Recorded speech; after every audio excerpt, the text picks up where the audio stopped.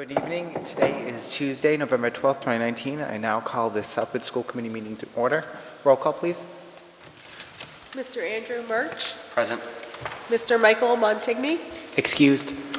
Ms. Martina Shea. Excused. Ms. Jacqueline Ryan. Present. Mr. Spiro Tomo. Present. Mr. William Bishop. Present. Dr. Raymond Page. Excused. 4 present, 3 excused. I'm going to now stand for the Pledge of Allegiance. I pledge allegiance to the flag of the United States of America and to the republic for which it stands, one nation under God, indivisible, with liberty and justice for all.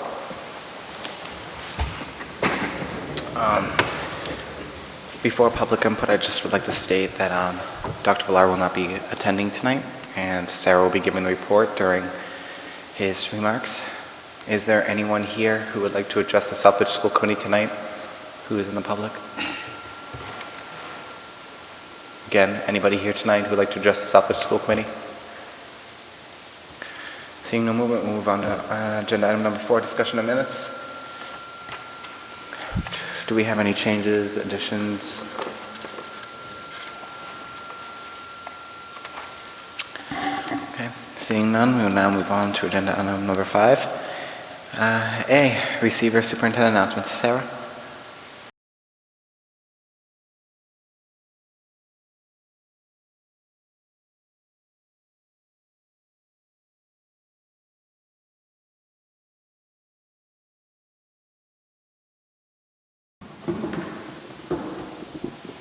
Good evening. Can you hear me well? Can you hear me well? Okay. Southbridge Public Schools has participated in several activities and events over the last few weeks, with several coming with the football season and the holidays coming up. Our seniors, 4 of our seniors were honored at the HACE Awards, HACE Awards, an award ceremony in its 34th year, hosted by Quinsigamond Community College, which stands for Hispanics Achieving and Celebrating Excellence. These awards went to Damian Bermudez Cruz, Stephanie Breton Rodriguez, Shozani Santana, and Joelis Velez Diaz. So we're very proud of those students, and we congratulate them on those awards. Can you talk on the mic, please? Sure. Yeah, excuse me.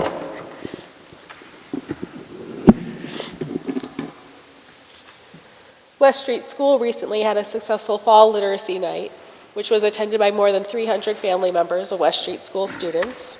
It was great to see so many families come out and be engaged in the school event, which is pretty typical of our families at that school. Tonight, there are parent-teacher conferences at both Southbridge High School and Eastford Road School. Parent-teacher conferences happen twice a year, with several dates in November, several dates in February. So you can find those dates on our homepage of our district website for both now and in February. West Street School also hosted our Veterans Day event on Friday, which was pretty cool. The kids did a presentation, sang songs, and read poems for local veterans, and hosted a breakfast for them. It was a lot of heartwarming moments at that event, and so we have photos of that too on our official Facebook page and our district website. So we hope you'll check that out. We've added 2 adjustment counselors to the staff at the middle school, who can generally each focus on one of the middle school grade levels in addition to the adjustment counselor that's already there. These adjustment counselors will work to support social emotional skills and the well-being of our students. Southbridge High School Drama is currently having a flamingo flock fundraiser with orders for flocks of flamingos taken through Monday, November 8th. Detailed information is available on the homepage of our district website, including how to contact a representative for information. I believe that the flyer was also printed out and circulated to parents as well. Southbridge High School Drama will also present One Acts 2019, a series of one-act plays at Southbridge Middle High School Auditorium, November 21st and 22nd at 7 p.m. both nights. Admission is $10 for adults, $7 for students or seniors. The 2 plays are What Are We Going to Do with Mother and Finishing Sentences. So we look forward to seeing what the students come up with for those. Continues to be the big news is the 100th Thanksgiving Day game against Bartlett. It's a home game. scheduled at 10:15 a.m. on November 28th, Thanksgiving. So we're looking forward to that, and we hope to see a lot of community members, alumni, and pioneers past and present come out to support our pioneers for this historic game. Excuse me. And of course, the Wednesday before the game, we have our bonfire, our annual bonfire that was approved by the town council. So you can, of course, go to our website and our official Facebook page to see more information about that, or ask somebody at the high school. We also updated our athletics page on our website to reflect a home game that is scheduled for this Friday, November 15th at 7 p.m. against Bay Path. And of course, finally, with cold weather approaching and here, it's important to review our cold weather and inclement weather closing policy, which we have posted on the front page of our website. So you can find it there, and also pinned to the top of our Facebook page. So you can review our inclement weather policy there. It's basically the same as last year. During severe weather watches or warnings, Southbridge Public Schools will work closely with local authorities and neighboring districts to monitor conditions and make decisions about the start, close, or early release of students. We'd like to make the decision prior to 5 a.m. in order to notify radio and TV stations, make automated calls, and post the decision to our website, which you can find on the front page of the website and on our blog. It's important to understand that decisions about delayed starts, school closures, and early releases are made with the best of intentions. It's possible that a decision to delay the start of school, close school, or release students is made and suddenly weather conditions improve. Or there may be times when school is not delayed and weather conditions worsen, but we go with the information we have. School delays are typically 2 hours. That's so that the snow and ice can melt and gives maintenance and road crews a chance to clear the sidewalks and parking lots. Early release is considered in rare occasions. It is considered when unexpected weather conditions warrant the need for students to go home early. So if you have any other questions for me, I'm fighting a cold right now, so. Seems to be the theme. Is there any questions of Ms. Champagne? No? Nope. No? Okay. Thank you, Ms. Champagne. Thank you. All right, we'll move on to agenda item number 6, chairperson's announcements. I only have 2. Pardon? Oh, I'm sorry, I was just... So I have 2 announcements. One, I just want to thank Andrew for going to MASC. I unfortunately had some last-minute obligations I had to fulfill, and I couldn't go, so I want to thank Mr. Murch for going, and I hope it was a worthwhile experience. I've always found them to be personally very fulfilling. I feel like they give you the knowledge you need to really be on a school board in Massachusetts, so I'm glad you went. And then I wouldn't be a proper healthcare worker if I didn't remind people to go out and go get your flu shots. They are out. Flu season's coming on upon us. And I already know quite a number of people who have gotten the flu, so please go get your flu shot. And I will now move on to agenda item number 7, members forum, and I'll start over here. Mr. Bishop? Yeah, thank you. I was just wondering if we're ever going to get an update from the district on the last spring's administration of the MCAS tests and where they stack up with our prior years, as well as where we stack up with the other districts that have similar challenges that Southbridge faces. It'd be nice if we had some type of, for the community's sake. I'm concerned that nobody from the district is here this evening. Do we have any explanation for that? I was given none. We do have Sarah from the district, but that's it. Okay. MCAS scores and results for each district. Oh, Miss Can you hear? Yeah, if you can just go Okay. up to the podium when you do, just because that mic doesn't fit.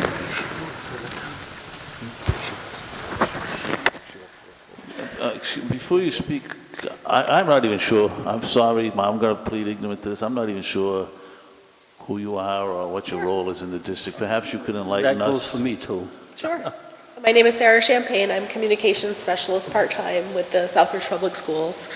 I grew up in Southbridge, went to Southbridge schools, so gives me a lot of pride to be able to help out the schools as much as I can. Your question was about the MCAS scores. Yeah, I'd just like to know if we're ever going to get a public presentation, so the taxpayers, the people who are paying the $32 million it takes to operate the schools, if the taxpayers and the townspeople could get an update as to how we're doing with spending $32 million. I haven't heard anything about a specific presentation. I know that our MCAS scores are available online linked through our website under, I believe it's receivership information. You can always get those on the website as well, but I can bring that feedback back to the receiver and ask for some sort of presentation specifically about the information. You can always get the MCAS scores and compare them to last year district-wide through the DC website or through our website as linked to the DC website. Well, but I think historically we've always had an update, as well as some ideas as to what corrective actions the district plans to take to help enhance those scores and perhaps get us to a level where we don't need state intervention anymore. So, you know, we just like an idea what they're going to do with the money, how they plan on spending the money to improve this. We've been here 4 years, and I don't mean to jump on you. I mean, you're a new person, so but I'm just, you know, I certainly would expect somebody who would want to come and explain why our scores continue to be where they are, and what concrete initiatives the district, under the guidance of and the auspices of the state, plan on doing. They were very critical of the local attempts prior to taking us over. I think the results speak for themselves, that they've done nothing to improve them. As a matter of fact, they're going backwards. I'm just curious as to, you know, what's the plan of attack here? Are we going to continue to go backwards? Are we going to continue to spend, you know, and again, I'm not here to debate you, Sarah. I mean, sure. I'm just pointing out that I think it behooves the leadership of the district, of which we're spending a ton of money, to come and justify what actions they plan on taking, and maybe give some justification as to why the plans they've taken over the last 4 years have failed so miserably. So, you know, again, I'm sure you'll be more than willing to take that message back to where it should be. Yep. So. Yeah, I can bring that feedback and that request back to the receiver. Yeah, and I would say, you know, give them a couple months. Maybe we could have a presentation in January. I know how extremely busy they all are up at that. Holidays. At the holidays and central office, and you know, we got all these things to do. But I would certainly like to see some type of presentation on the scores, so that we can kind of make a decision as to what actions we have to take. Because frankly, I've been on this committee after 32 years in the district as an educator. I've been on this committee, I think, 5 years now, and I'm as frustrated as anybody. And I'm unwilling to sit back much longer. I'm all done sitting back. Let's just put it that way. This committee's going to have to be proactive, and if we have to beat the drum harder, we're going to have to start doing that. But, you know, we need some explanation as to why we're where we're at right now. Thank you. I also, if I may say, it's pretty standard for a school district to prepare a presentation for the school board about MCAS scores. I've sat on multiple school boards, both level 5 and level 1. And I just got my MCAS presentation at Bay Path. And it's not so much for the school committee members who know how to read all the educational data, it's for the public. The public has a right to know about these MCAS scores and how the district is trending and what the district is doing. An annual MCAS presentation, it seems standard for any superintendent to do. Point taken. Any other questions before Yeah, I... maybe you can help me, or maybe the chairperson, or maybe for that matter, Mr. Bishop. There was an article in the Telegram and Gazette dated about October 1st, and they were talking about our school system with other school systems, and they were talking about what they categorized as chronically absent students, and they had us at that 30%, 31% rate. Now, I'm sure they were talking about last year's. Do you know what they mean by chronically absent? And if we have, am I using the correct term, Mr. Bishop? Is that what, Yes, yes. if that was based on last year's, we had approximately 2,000 students. And if you do the math, 30% of 2,000 comes out to 600 students that are chronically absent. Do you know what they mean by chronically absent? I don't know specifically what the category Because if refers they're to. chronically absent, they're not learning how to read, they're not learning how to do a lot of things. Mr. Bishop, do you know what that actually means, chronically absent, from your experience? I've not used that term. Obviously, we have an attendance And the issue. paper didn't either, so. I mean, but certainly, we don't have control of the policies of the district any longer. Those are overseen by the state. But in most districts, some type of attendance policy is created by the school committee, and it's overseen by building administrators. I know when I was at Southbridge High School for a number of years, we had, if you missed 15 days, you lost all credit for that course. When you worked there, it was the same thing. So there was some type of punitive action for poor attendance. We seem to have moved into a more liberal, if you want to use that term, but standards with attendance and other issues. Again, I don't know the particulars of what's going on in those buildings. Okay, we don't have access to those buildings, so. So my question to the superintendent was going to be, what defines that term? The definition And, of, the definition of. I think it's a high amount, I'm sure you agree.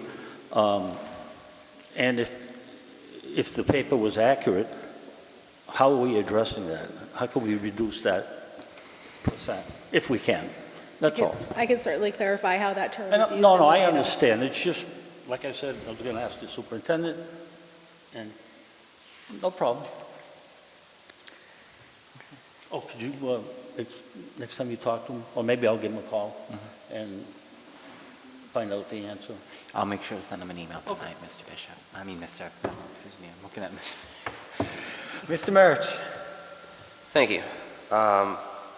Yeah, so for the last week, I was at the, we left, I think I was there from Wednesday to Saturday. I was at the Massachusetts Association of School Committees conference they were held in Hyannis.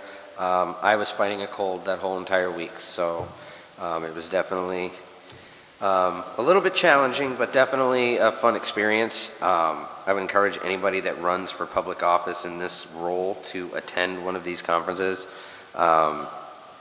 Jackie is right in the sense that it is definitely very fulfilling.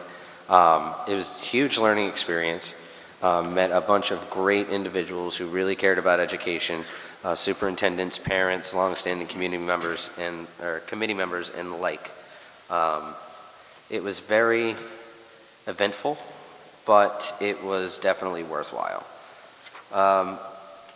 My wife went to the fall literacy event at West Street. I was unfortunately unable to attend. She absolutely loved it. My son did too. It was very enjoyable, and that was a great night.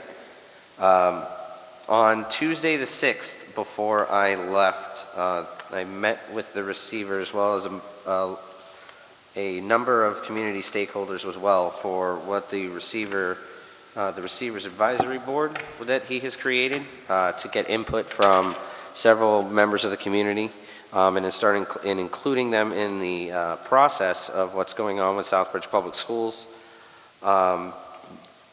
So a couple of hard key points that he went over during this meeting. We have had approximately 500 students choice out of the district for obvious reasons, the district being in a Tier 5 situation and being in receivership, as well as students that we weren't able to make their necessary educational needs for, so they have choiced out.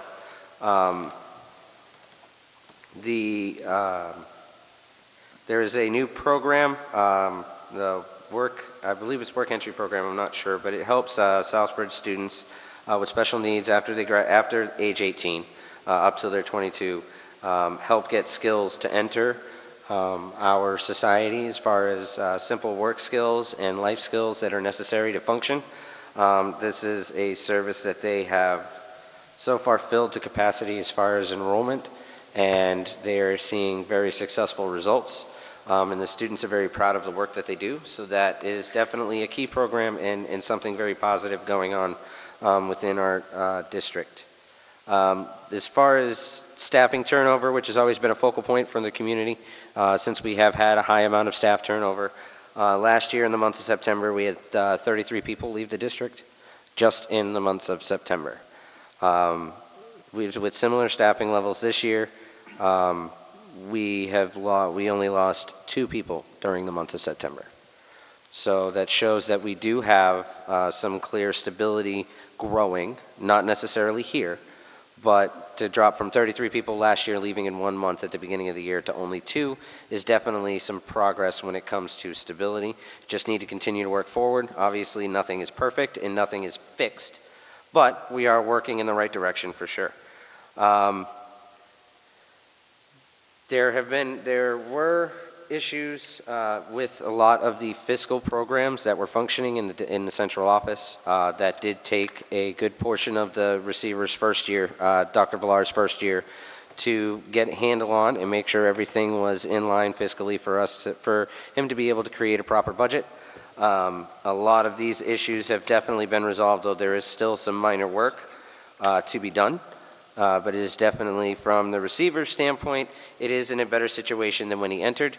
However, again, there are still improvements that need to be made. Among the committee, among the attendees to this meeting were Town Councilor Jack Jovan and Pete Knoyer, I believe, the leader of the Southbridge Business Partnership. We're also in attendance, so we do have a variety of voices coming in. We also had a student attendant as well, which was definitely a great perspective to hear from. I think having students being involved in the governance, not necessarily process, but oversight, is definitely a good introduction for a lot of kids into how civics works in this country. And at a smaller level, it gives you a smaller dosage. Trying to jump into understanding federal civics is a little bit more complex than a local level. So it's good to see student involvement in that aspect. And he was very vocal about how their students are trying really hard and they are doing their best and they don't feel like they are in a bad place. Obviously, there are anecdotal situations where students are being bullied that definitely change that banter, but for a large majority of students at the high school, they'll admit the middle school needs work, but the high school is getting better, but still needs work. To hear that from a student perspective, for him to be completely honest, was definitely a good perspective, and I think that's the perspective we need to listen to the most is our kids. They're there. They know how the environment is. They know how the climate is. They may think that they know everything, but they do see everything that goes on in the school, whether we see it or not. There is some back office stuff, obviously, but they see a lot of the culture, and they do see a change. It's not a complete change, but it's a positive change. So I think that's definitely something that we need to consider and how we address continuing to move forward with the situation that we have for improving this district. On a final note, the receiver did review a new set of data points that they are measuring to see where kids are at as far as actual retention of literacy. That has been more fully implemented at the elementary level. There was definitely a large uptick on letter phonics and recognition and individual word construction. They use, for that test, they give students a bunch of words. Some of those words are actual words. Some of them are nonsense words. Their job is to identify what words are real words. So that they don't have words memorized, they can identify them, the words that they are not necessarily been introduced to. So to see a large tick in word recognition in letter phonics, which is definitely something that this district has struggled in for quite some time at the elementary level, shows that our children are starting to get a good foundational education. And I think elementary is the most pivotal point in a child's educational career because that sets the tone for the rest of their school career, from middle school to high school and higher education thereafter. So there's definitely some steps in the positive directions. Personally speaking, I don't think MCAS scores and standardized test scores are a true reflection of the student body. You can have terrible test scores, but good literacy, it's just not showing.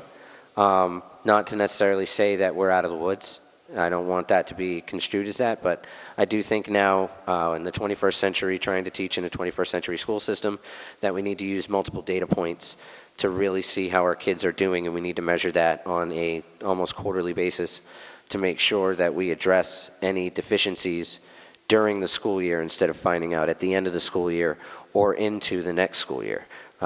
It allows us to tackle the problem almost instantaneously and make sure that our students are getting individualized education that they need in order to continue to progress through the district. Thank you very much. That's all I have to say. Thank you, Mr. Murch. Is there any other comments? Seeing none, do I have a motion to adjourn? So moved. Is there? Second. There's a motion and a second. All those in favor? Aye. All those opposed? The meeting is adjourned.